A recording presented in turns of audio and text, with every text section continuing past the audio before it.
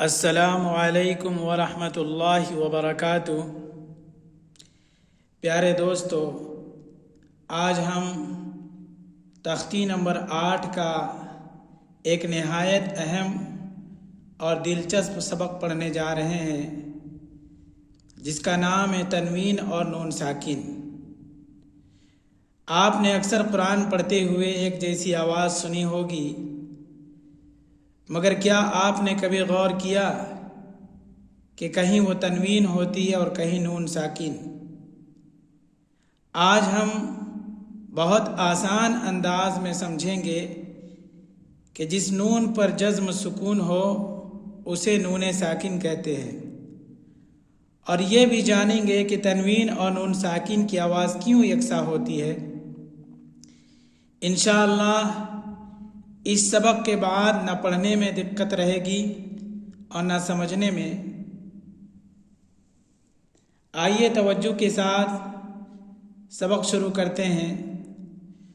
سبق شروع کرنے سے پہلے آپ سے چھوٹی سی گزارش ہے کہ اگر ویڈیو پسند آئے تو لائک کریں، اپنے دوست احباب کے ساتھ شیئر کریں اور چینل کو سبسکرائب ضرور کریں۔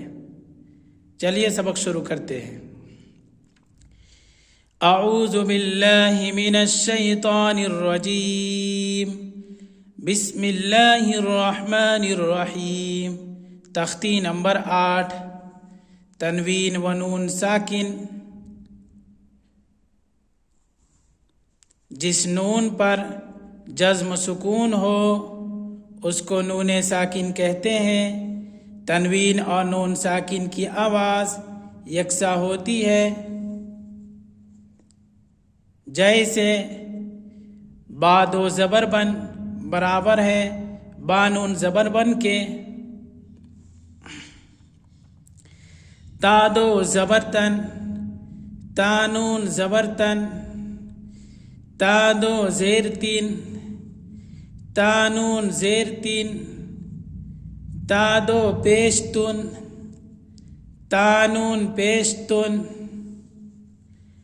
سا دو زبر سن سا نون زبر سن، سا دو زیر سین سا نون زیر سین، سا دو پیش سن سا دو پیش سن،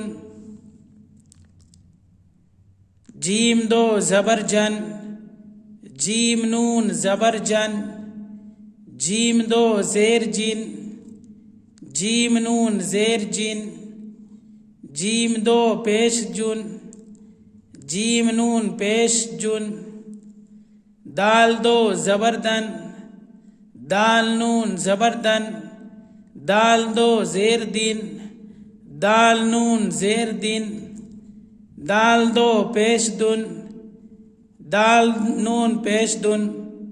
دعاؤں کی درخواست ہے۔ السلام علیکم ورحمۃ اللہ وبرکاتہ۔